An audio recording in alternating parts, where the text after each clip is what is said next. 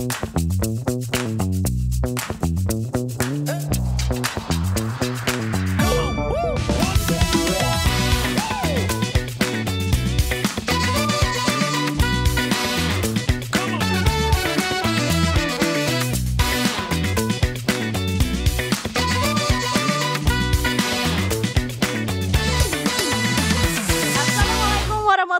wabarakatuh. Selamat datang di podcast Temu Tamu, ngobrol santai tapi berilmu. Nah, sebelum mulai, saya mau kasih pantun dulu biar kayak pejabat-pejabat negara. Pergi tamasya ke Uluwatu. Jangan lupa buat berjemur. Ini podcast Temu Tamu episode 1. Semoga seru dan panjang umur. Nah, makasih rame sekali ini ya. Oke, nah ini merupakan episode perdana dari podcast Temu Tamu produksi Humas BMKG. Jadi di podcast ini kita akan membahas tren atau isu yang sedang hangat diperbincangkan masyarakat dari sudut pandang yang berbeda dengan obrolan yang seru, santai tapi tetap berisi. Nah, kita udah nyiapin satu tema spesial banget di edisi perdana kali ini, yaitu tema yang sering banget kita dapet di akhir tahun. Apa sih? Jadi kita mau bahas mitos bencana di akhir tahun. Emang bener? Tapi bukan saya yang akan jawab pertanyaan ini.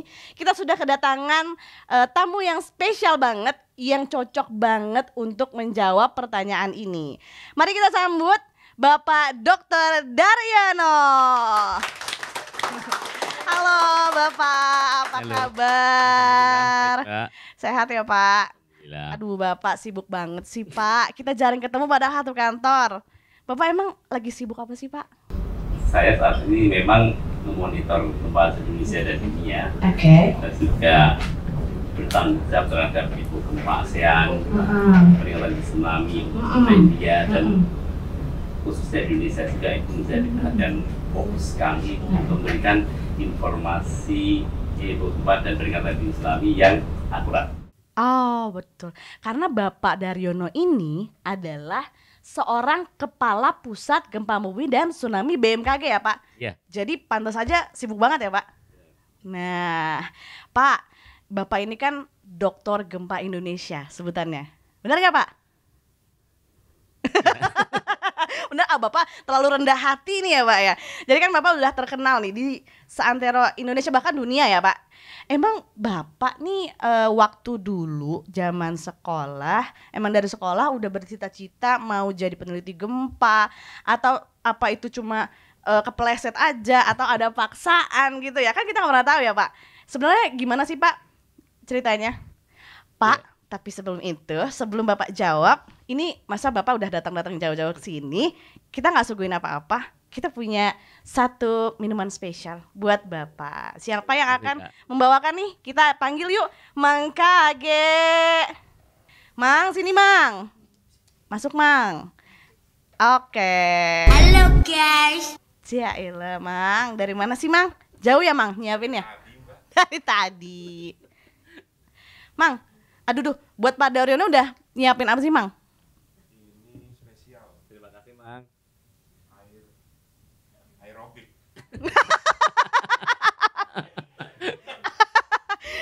Aerobik. Mang ceritain ini apa isinya? Itu apa? Ini apa? Yeah. Oh ternyata air putih. Bapak jangan dibilang ini air putih. Tapi itu lebih sehat dari oh iya benar. apapun. Sehat benar. Ini air zam-zam. Yeah. Oh iya. Oke deh. Makasih ya Mang ya. Monggo Mang. Dilanjutkan aktivitasnya. Oke. Pak monggo diminum, ini air sehat. Ya. Ini yang paling sehat. Siap. Sehat Pak Daryono. Sehat dan murah. Sehat dan murah. Pak Daryono, boleh lanjut dong diceritain dari zaman sekolah Bapak tuh gimana sih Pak? Ya. Jadi aku ini kan anak seorang guru ya. Anak seorang guru. Jadi saya tidak punya cita-cita yang muluk karena memang biaya sangat mahal. Sehingga saya lebih tertarik ingin terus bekerja ya. Oh. Sehingga saya sebenarnya ada pilihan-pilihan kesempatan yang lain-lain ya. Tapi saya menyukai keilmuan terkait dengan alam. Oh. Ya, adanya waktu itu Akademi Meteorologi dan Geofisika ya. Itu yang aku pilih. Oke. Waktu itu ada 3 3.000 kompetitor ya. Wow. Yang diterima 20. Wah. Ya. Sedikit sekali. Bapak adalah 20 orang yang beruntung. Enggak dong, Pak. Dari Indonesia itu ada 3.000 Aha. yang daftar, Aha. yang lulus hanya 20. 20. Wah, luar biasa Pak Daryono. Keren banget. Keren banget. Pak, tapi ini gosip-gosip nih Pak. Katanya Bapak itu dari sekolah, dari SD itu ya sampai SMA tuh ranking 1 mulu ya Pak.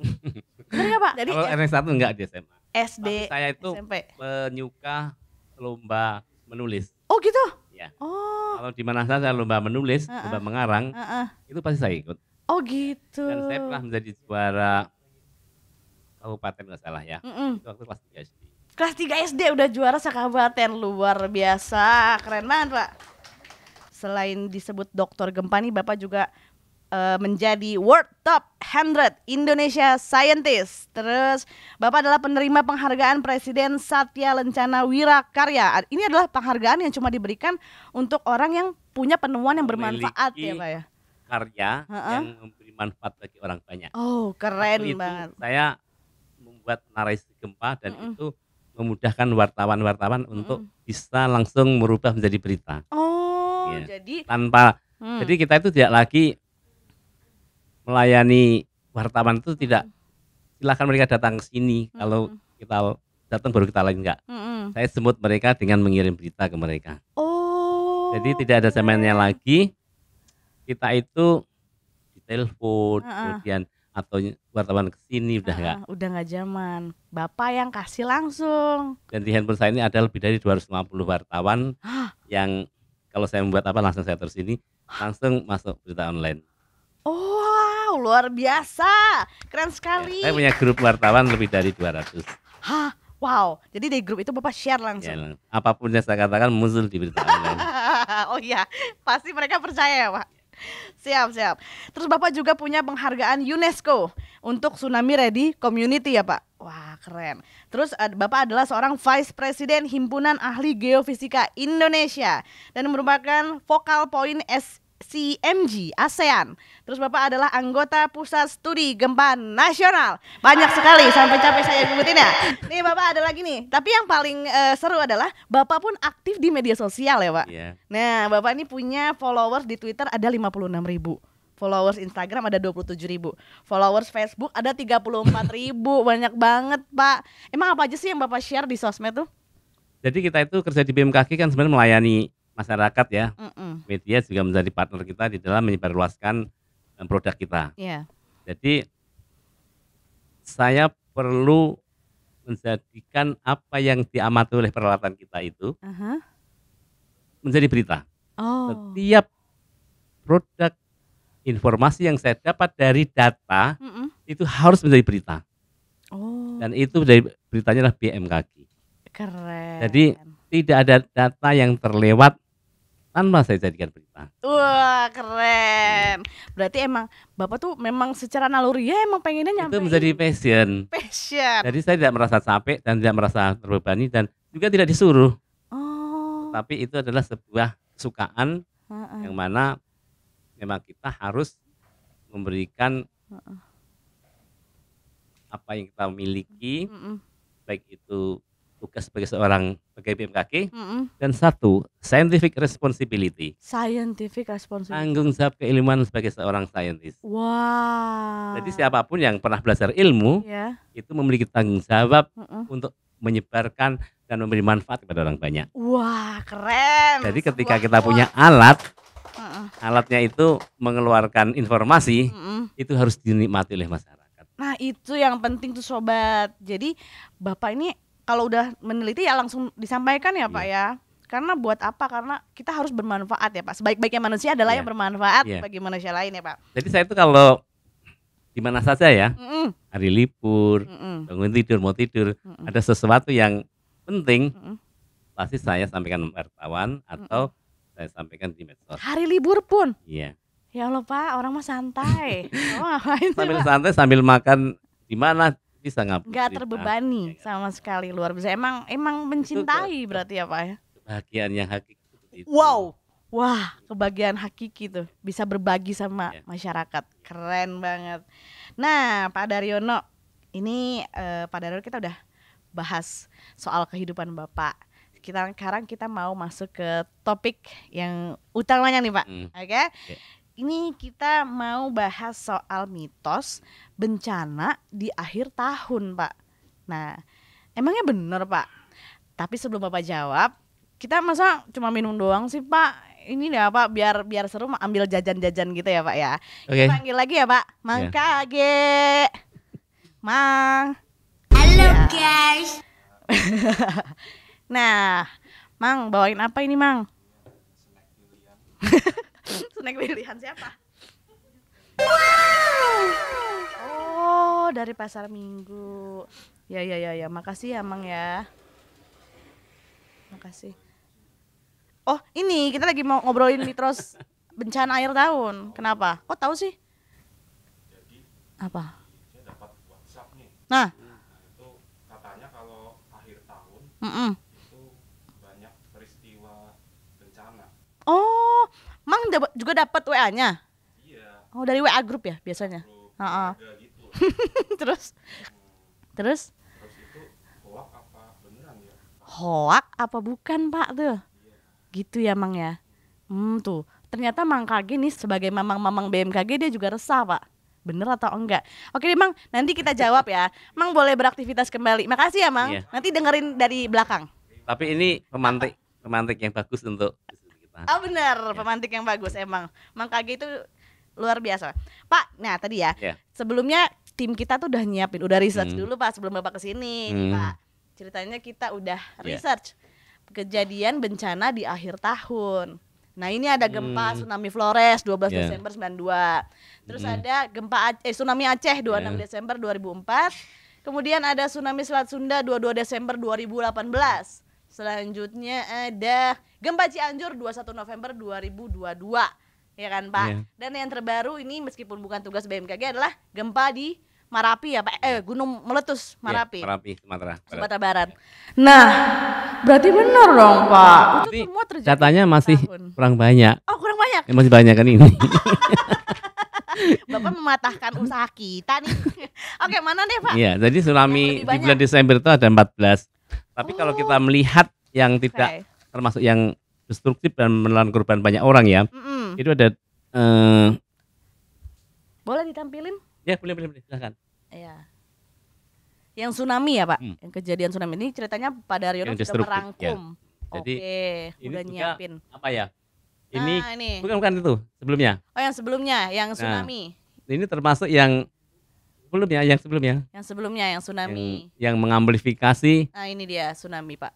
tema diskusi kita itu ini. Oke, gimana tuh Pak? Kalau kita melihat ini kan ada Bener sebuah tuh Pak. pola seperti monsunal ya, Iya benar. bahwa tuh. di November Desember. November 12 Oh, tsunami destruktif itu. ya, September Dan juga. nanti awal tahun juga banyak lagi tuh. Iya tuh Pak.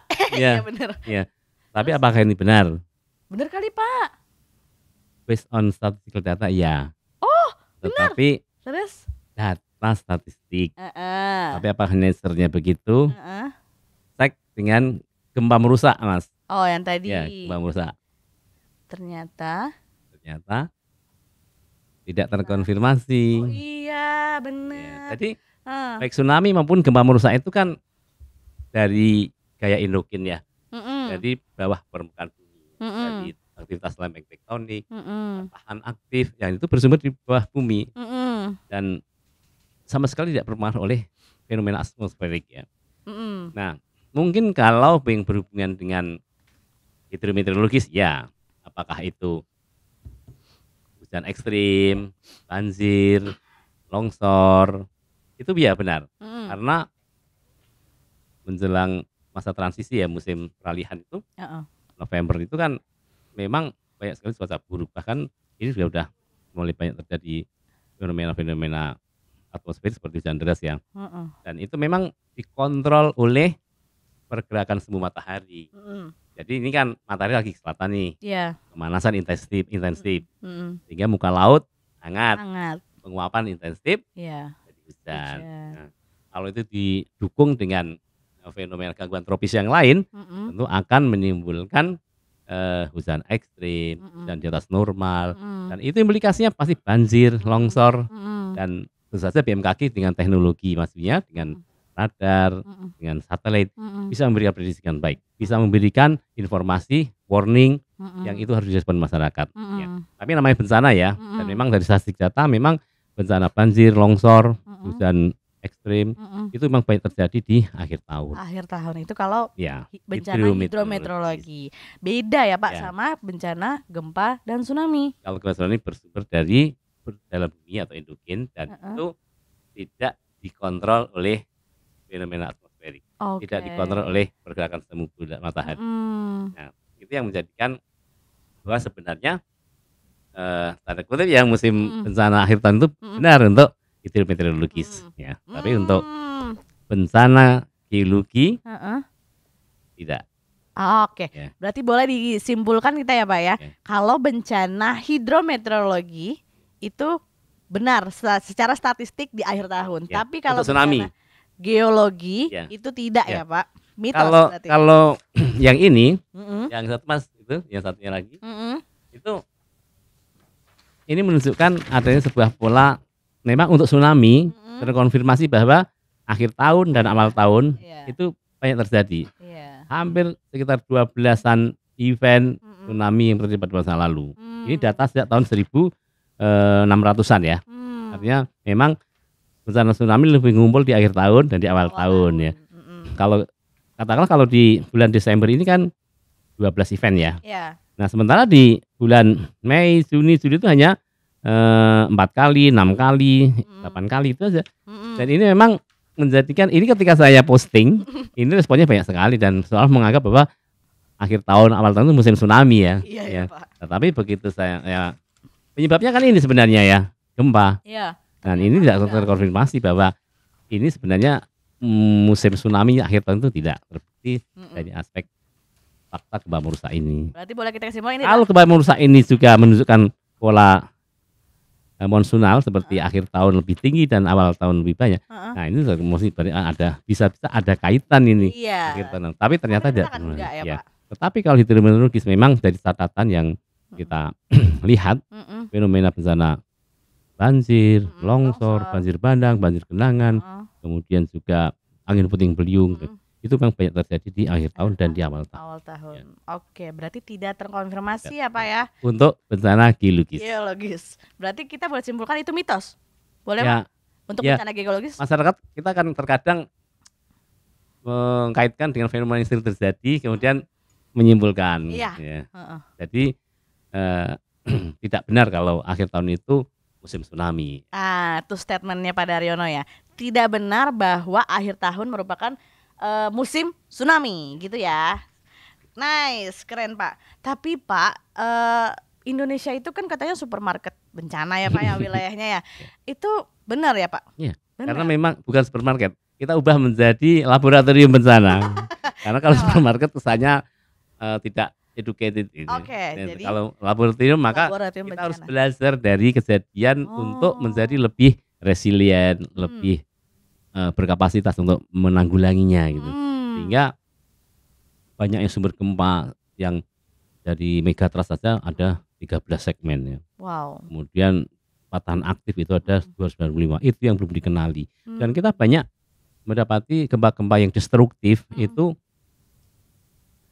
belum terpetakan. Oh. Jadi saya punya kumpulan gempa-gempa yang merusak yang tidak terpetakan. Gempa Cianjur November 2020. 2022 ya Pak.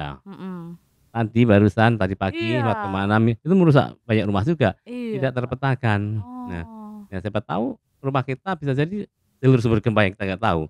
Nah, itu yang patut kita harus memonitor aktivitas itu dan kita mengidentifikasi mana ada pusat-pusat klaster sumber gempa yang tidak ada jalur sesarnya, itu harus kita waspadai karena memang suatu saat bisa muncul seperti gempa Cianjur 2022 kemarin ya akhir tahun ya. Itu memang di situ sudah ada klaster aktivitas Kak. Cuman tidak ada petanya, peta sasarnya. Nah, ini menjadi menarik sekali bahwa memang kita harus mengenali sumber gempa meskipun tidak ada petanya, tapi dari aktivitas kegempaan yang dimiliki BMKG. Dan ternyata dari situ tim kami di PGT mengenali banyak sekali sesar-sesar baru yang belum terpetakan, tapi kita sudah mengenali klaster-klaster aktifnya. Gitu ya Pak. Berarti potensi itu nyata ya Nyata. Pak, beneran ada. Jadi kita harus waspada ya Pak. Iya. Tapi Dan kalau kita melihat ya, dari pantai barat Sumatera sampai Selat Sunda, menerus ke Bali, sampai ke Sumba, itu kan jalur Megatras itu. Itu juga memiliki potensi gempa besar ya, kekuatan 8. Dan itu segmen-segmen sudah kenali. Yang menjadi menarik, ada segmen-segmen yang belum lepas gempanya itu. Baik yang terjadi di barat Sumatera Barat ya, di Mentawai, kemudian Selat Sunda, kemudian di selatan Bali, itu menjadi perhatian kita. Kemudian di utara Sumbawa, itu sesar aktif. Di segmen Aceh, kemudian juga di sesar Matano di Sulawesi Tengah ya. Kemudian Megatras utara Sulawesi, Laut Maluku, Banda, itu juga kawasan yang sebenarnya memiliki potensi gempa besar tapi sudah lama tidak terjadi gempa. namanya seismic gap ya Pak? Ya benar. Oh, Benar, kekosongan gempa besar ya. kekosongan Itu bisa kita gempa pantau besar. dari sejarah gempanya. Ah, Kalau tahun-tahun rilis gempa besar itu bisa kita catat, heeh. kita tandain itu. Di sini sudah lepas, ini sudah lepas. Heeh.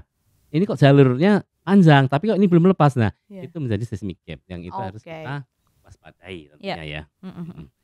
Karena dia udah lama nggak terjadi, tapi Ya. ada potensinya ya Pak ya. Iya. Mm-mm. Kapan terjadinya kita tidak tahu.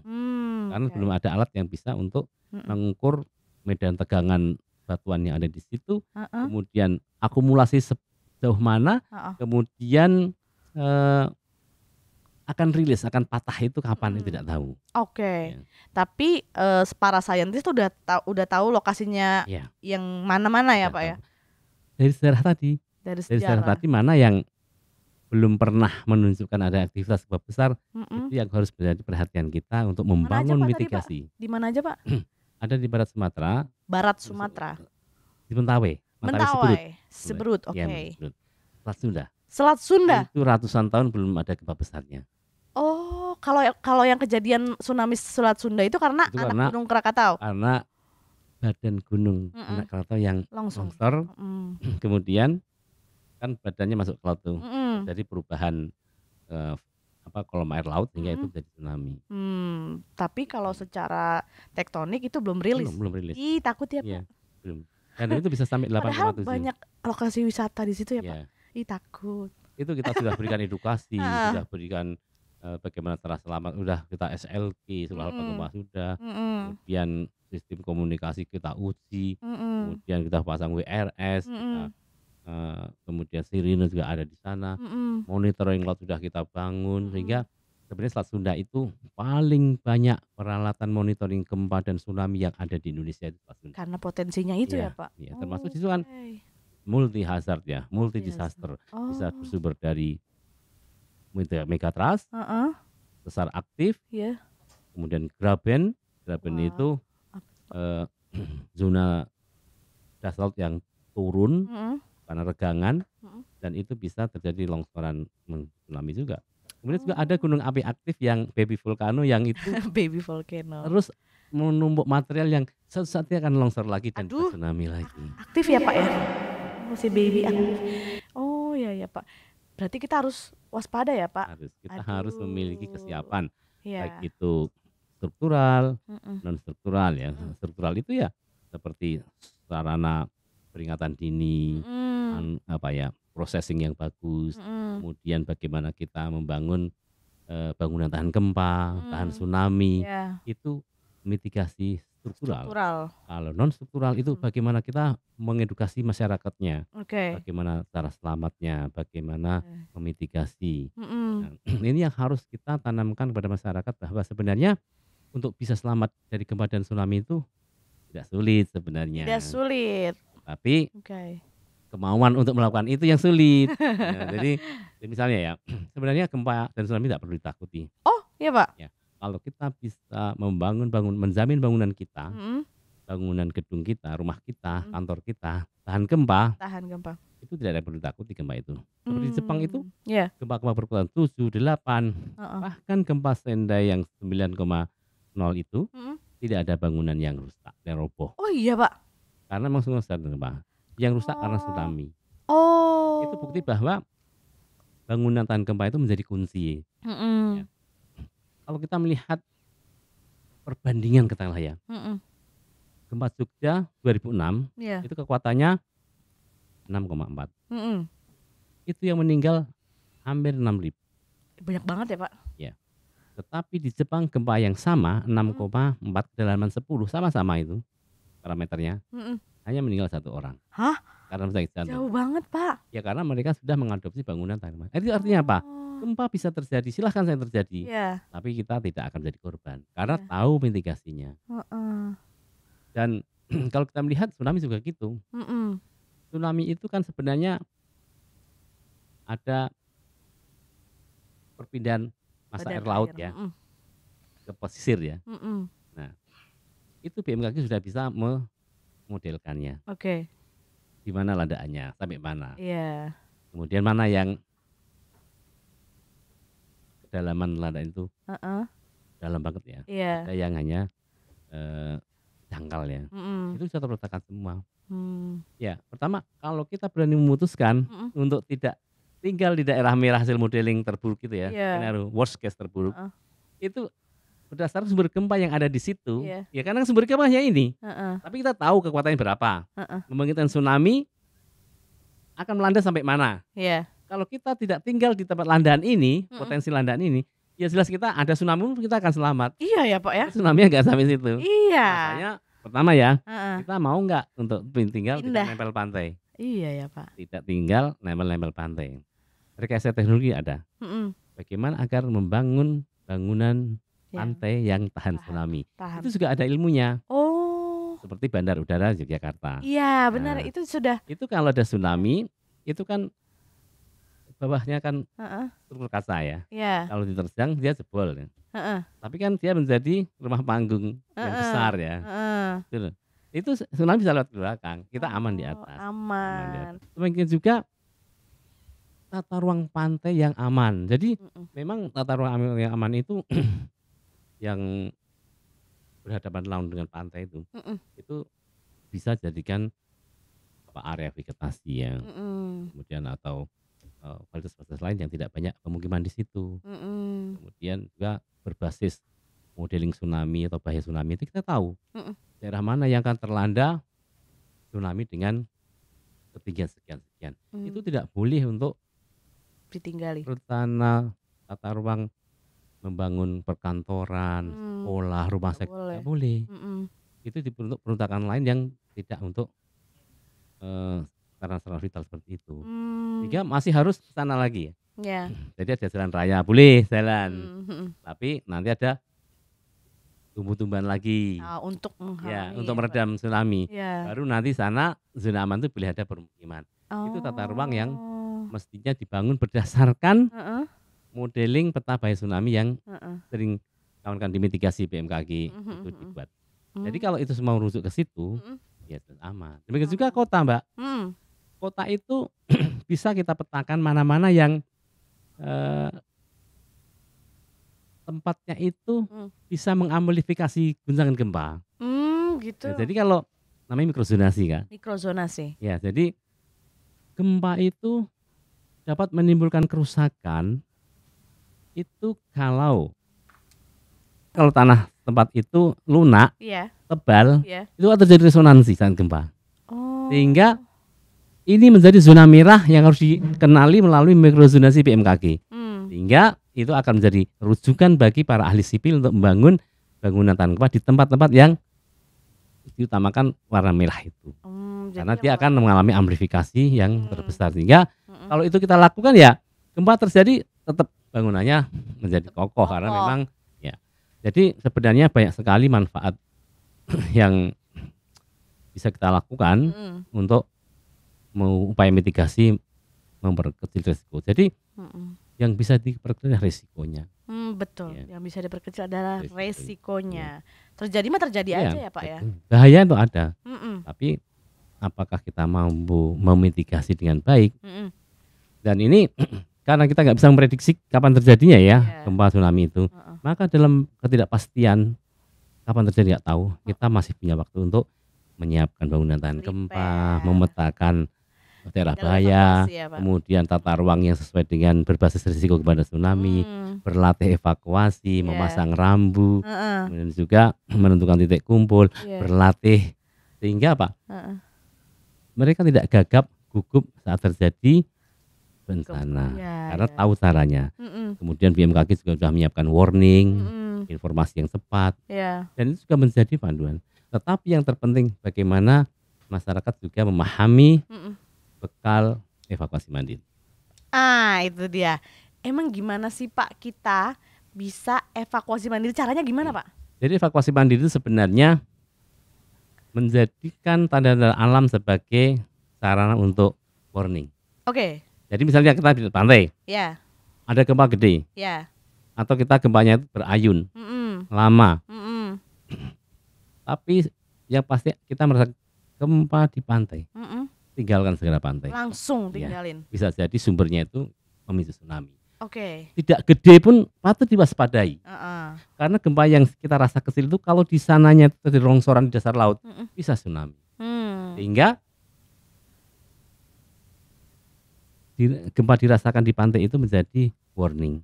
Wah, langsung Masalah lari ya, nanti Pak. ada tsunami tidak itu urusan belakangan. Pokoknya lari dulu evakuasi ya Pak. Itu sudah dilakukan Kalau oleh misal- masyarakat Mm-mm. Pulau Simelu sejak ratusan tahun. Jadi. Jadi- Setiap ada gempa, Heeh. mereka merasakan gempa di pulau itu, Heeh. langsung semua lari ke. Lari. Oke. Sehingga ternyata ada tsunami-nya Oke. datang. Iya. Tapi kampung-kampung udah sepi di bawah. Udah sepi. Itu bukti evakuasi mandiri itu menjadi sarana yang efektif Mm-mm. untuk menyelamatkan jiwa Mm-mm. dari tsunami. Terus Pak katanya ini ya Pak, ada kita harus prepare satu tas itu Nah. Pak, yang apa namanya Pak? Tas siaga bencana. Tas siaga bencana. Oke. Katanya Bapak ini bawa- Sudah 2 tahun ini kita Heeh. diarahkan kepala BMKG untuk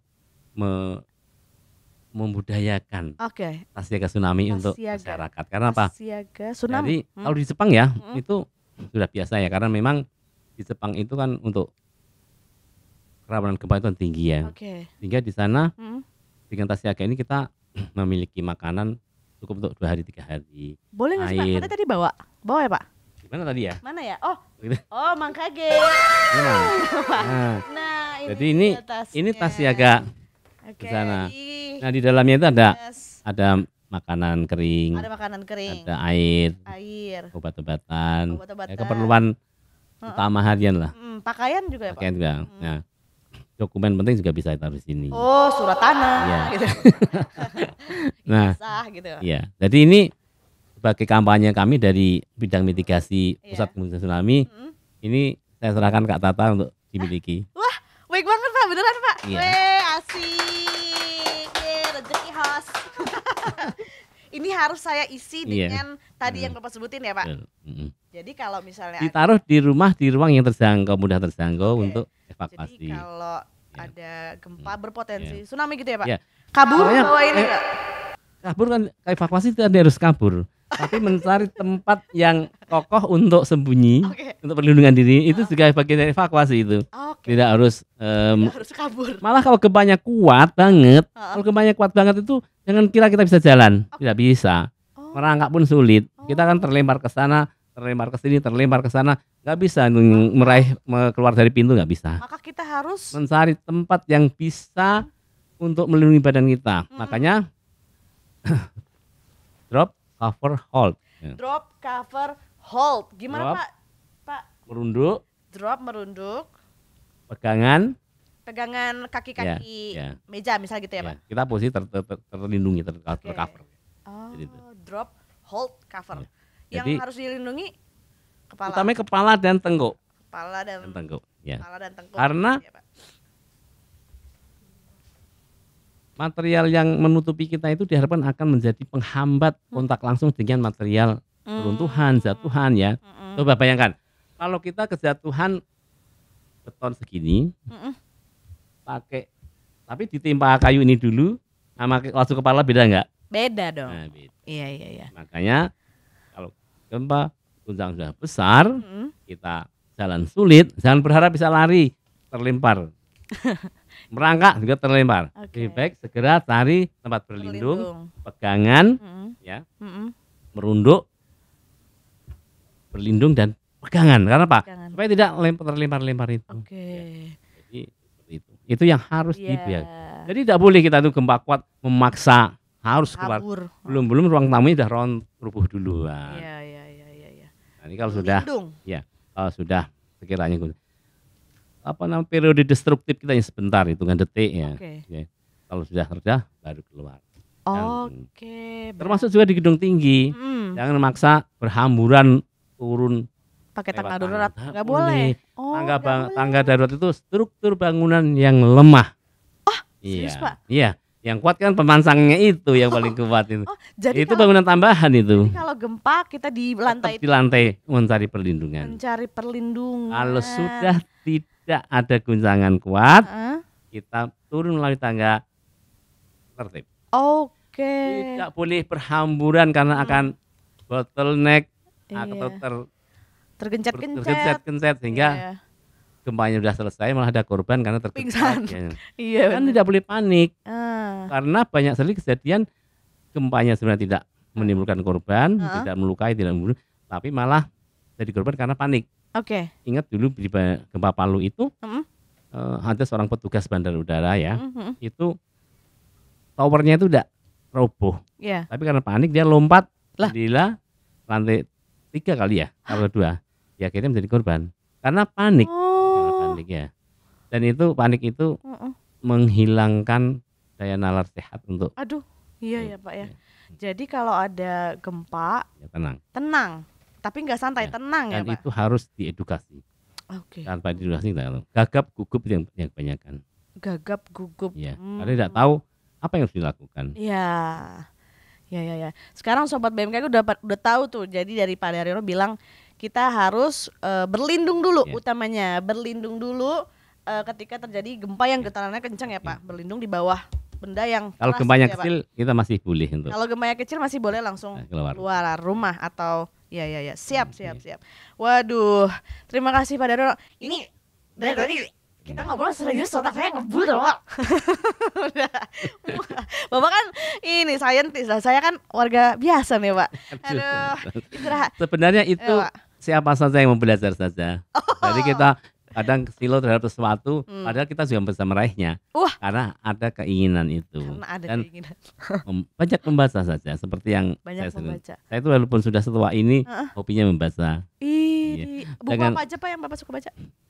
Kalau untuk core ilmu saya itu ilmu gempa ya. Ilmu gempa. Jurnal-jurnal terbaru itu masih saya baca. Aduh Pak, Kalau- pusing. Tapi juga saya banyak membaca novel. Oh iya. Novel yang anak muda Romance. bikin saya baca. Wah, Novel seperti cerita-cerita politik, intelijen saya baca. Termasuk Wow. cerita silat. Ya. Lah. Saya itu penggemar Koping Ho. oh. Saya menggunakan bacaan-bacaan ini untuk memperbaiki diksi untuk menulis gempa. Berarti itu Sehingga tulisan gempa saya enak dibaca karena saya ngambil diksi dari novel, kemudian dari ya. bacaan-bacaan itu luar biasa. Iya. Itu manfaat membaca ya, Iya, Pak. iya. Keren. Pak, ini kita mau santai-santai dulu boleh ya, Pak? Boleh, boleh. Relaxin otak dulu, Pak. Kita sekarang mau ngajak Bapak buat main games. Yuk. Boleh, Pak? Boleh. Boleh. Oke, jadi kita akan main games. Hmm. Judulnya adalah lebih pilih mana. Oke Pak. Jadi ini games ini ada gampang Pak, gampang. Apalagi Bapak kan dokter. Nah, jadi ini saya akan kasih 2 pernyataan ya Pak. Bapak harus pilih salah satu, tapi cepet. Ya. Jangan lama-lama mikirnya. Oke Pak? Siap ya Lebih Pak? pilih mana? Lebih pilih mana? Ya. Jadi misalnya lebih pilih hitam atau putih? Ya. Jawab Pak. Putih, Putih. Lebih pilih kopi atau teh? kopi. Nah gitu ya Pak. Iya. Oke. Tapi tidak sesimpel itu Iya. dong. Ini pernyataannya oke. agak lebih rumit. Oke. Siapa? Ini ada hadiahnya, Kak. Ada dong. Umroh, insya Allah. Siapa? Iya. Pertanyaan pertama. Lebih pilih mana? Tiba-tiba ditelepon ada gempa besar dan harus ke kantor, atau tiba-tiba ditelepon istri karena istri marah bapak nggak bales chat? Pilih yang pertama. Kenapa Pak? Berarti bapak nggak mau istrinya marah? Kalau istri marah itu kan urusan internal ya, itu privat ya. Oke. Tapi kalau ini menyangkut keselamatan orang banyak. Luar biasa jawabannya. Luar biasa, luar biasa. Iya. Oke, yang kedua. Bapak lebih pilih mana? Jadi kepala pusat gempa bumi dan tsunami BMKG atau jadi ayah dari anak-anak yang sukses? Kalau itu kan semua pilihan nggak bisa dipilih, itu baik semua. Pilih harus. Namanya hidup harus dipilih. Jadi ayah yang sukses. Oh, kenapa Pak? Kenapa? Karena anak yang sukses, orang tua yang sukses itu bisa membangun anak yang memiliki ketahanan masa depan yang bagus, sukses hidupnya, dan itu saya bisa menjadikan dia lebih dari kepala PMK. Kalau kepala Pusat gempa bumi, ya. Oh, terharu. Iya. Doain ya semoga anak-anak Iya. Bapak jauh lebih sukses dari Iya. Bapak ya. Keren. Nah, lagi nih Pak. Lebih pilih mana? Jadi peneliti gempa bumi tapi nggak kaya-kaya, atau nggak jadi peneliti gempa tapi kaya raya? Saya lebih baik nggak kaya tapi jadi peneliti gempa. Seriusan Pak? Iya. Karena saya tidak akan kaya itu buat apa sih? Karena yang penting saya itu bahagia. Supaya hidup santai. Saya tidak bahagia dengan uang. Ya, saya lebih bahagia dengan keilmuan dan kapasitas yang dibutuhkan orang sehingga bisa melayani keilmuan. Luar biasa, luar biasa. Jadi emang panggilan jiwa ya Pak? Iya, Aduh, harta tuh bukan segalanya ya Pak? Kita kan harta itu hanya untuk wasilah atau apa? Sarana untuk bisa hidup di dunia ini. Waduh. Makanan juga nggak usah banyak-banyak, yang penting bisa kita beraktivitas. Minum juga sekadarnya. Pakaian juga seadanya. Yang penting bisa melaksanakan tugas dengan baik. Wah, jadi peneliti gempa itu lebih bermanfaat ya Pak? Kalau harta banyak kan nanti dihitung sulit itu kan pertanggungjawabannya. Di akhirat. Siap, keren. Ayo lanjut Pak. Lebih pilih mana? Ketahuan istri dengerin lagu Rosa atau ketahuan kepala BMKG Bapak scroll TikTok? Katanya TikTok. scroll TikTok. Karena kenapa? saya TikTok itu pasti mencari berita yang bermanfaat. Oh gitu. Kalau lagu-lagu Rosa itu kan lagu-lagu cengeng yang akan itu merusak mental ketika saya udah butuh lagi seperti itu karena sudah tua ya. Ini saya dengar gosip katanya Bapak dulu mantannya namanya Rosa ya Pak? Aduh. Jadi Tahu Bapak dari nggak mana? boleh- Jadi Bapak nggak boleh dengar Iya. lagu Rosa sama istri ya Pak? Bener nggak Pak? Nggak boleh. Karena sudah tua. Oh gitu. Iya. Oke, karena sudah tua. Iya. Oke, menarik. Lanjut ya Pak. Lebih pilih mana? Lebih baik pergi dinas ke tempat terpencil nggak ada listrik sama sekali tapi aman dari bencana, atau dinas ke kota besar dengan hotel mewah tapi ada potensi tsunami-nya? Aku lebih suka yang ada potensi tsunami ya. Loh, kenapa Karena Pak? saya bisa mengedukasi tempat itu untuk Hah? bagaimana hotel itu bisa tersertifikasi aman sehingga masyarakat yang berkunjung nanti bisa tahu cara evakuasi, kemudian sistem warningnya bisa diperbaiki, kemudian pentingnya jalur evakuasi di situ sehingga hotel itu akan bisa tetap eksis dan bisa Ya kebal Allah. terhadap isu-isu bencana karena dia tahu cara memitigasinya. Ya Allah, ujung-ujungnya tetap aja ya buat masyarakat ya Pak. Iya. Ya Allah, luar biasa sekali. Pak, terus ini ada lagi nih. Lebih pilih mana? Salah kostum ketika acara internasional atau Bapak kapelan baju pink sama istri? Yang internasional. Kalau yang pribadi-pribadi keluarga itu saya nggak penting selama itu tidak berhubungan dengan sesuatu yang esensi ya seperti bagaimana kesehatan, Oke. keberhasilan keluarga. Tapi kalau hanya penampilan nggak penting itu. Tapi yang pasti bagaimana kita dihormati di event internasional, kemudian kita bisa mendapat kepercayaan sehingga kita bisa dipercaya apa yang kita sampaikan karena memang Oke. kita sesuai dengan aturan-aturan yang ada. Oke, terakhir nih Pak. Lebih pilih mana? Tinggal di Bekasi dengan rumah mewah atau tinggal di Salatiga dengan rumah sederhana peninggalan ibu? Kalau di Bekasi dong tempat tinggal di sini dan kita bisa berkarya banyak sekali sarananya. Tapi kan sedih, itu kan rumah peninggalan ibu. Ya, saya karena ada yang merawat dan aku bisa ke sana kapan saja kalau pas libur. Oh gitu. Iya. Jadi lebih milih tinggal di Bekasi karena deket dengan Iya. kantor ya Pak. Bapak bisa banyak berkarya di sana. Mm. Oke deh. Aduh, jawabannya keren-keren banget nih Pak. Karena Bapak jawabannya keren-keren, kita mau kasih hadiah buat Pak Daryono. Si Mego, mana nih hadiahnya buat Pak Daryono? Kaget tiba-tiba ada di si Mego. Iya. Hai Mego, bikin kaget aja. Mego katanya bawa kado ya buat Pak Daryono ya. Iya, coba dong dikasih dong buat Pak Daryono. Nih, oke deh. Terima kasih Mego. Dadah Mego, mau pergi lagi ya? Oke deh, dadah. Nah, Bapak boleh nih dibuka kadonya nih. Set. Kira-kira apa sih Pak? Apa itu Pak? Kalau aku punya botol seperti ini Oh, conditionernya itu. kondisioner siapa?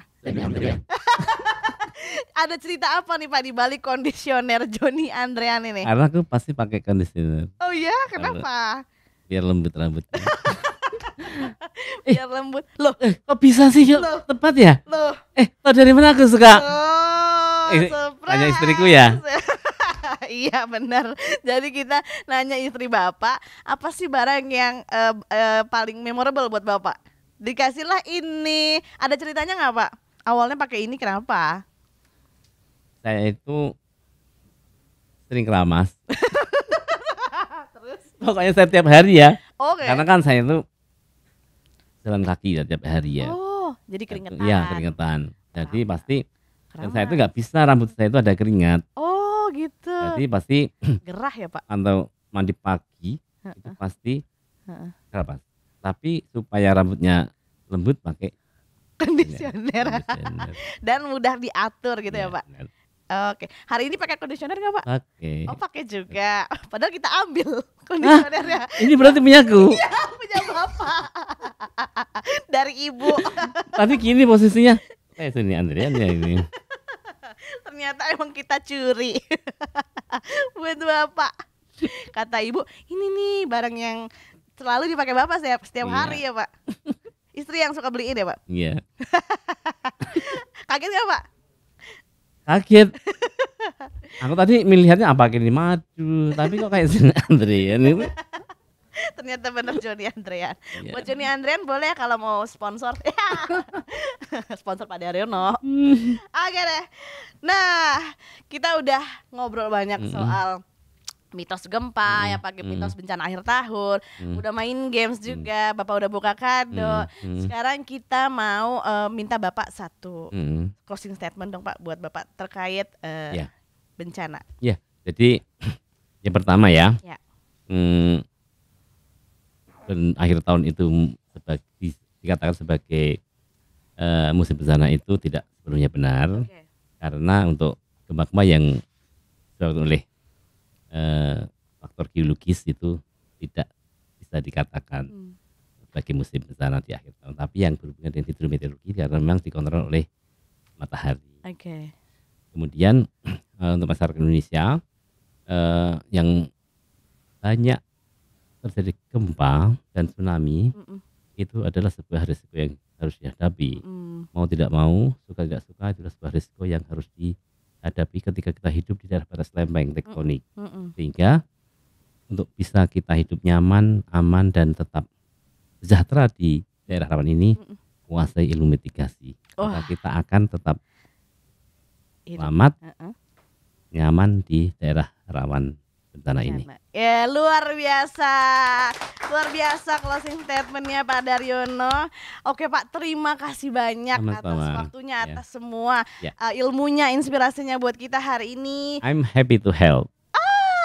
Luar biasa. Emang Bapak jiwa-jiwanya gitu ya Pak ya, senang membantu orang. Ya. Oke deh. Nah itu dia Sobat BMKG, bincang santai dan seru kita bersama Dr. Daryono. Kita akan ketemu lagi di episode Temu Tamu selanjutnya dengan topik-topik yang lebih seru. Sampai jumpa di episode Temu Tamu selanjutnya. Dadah.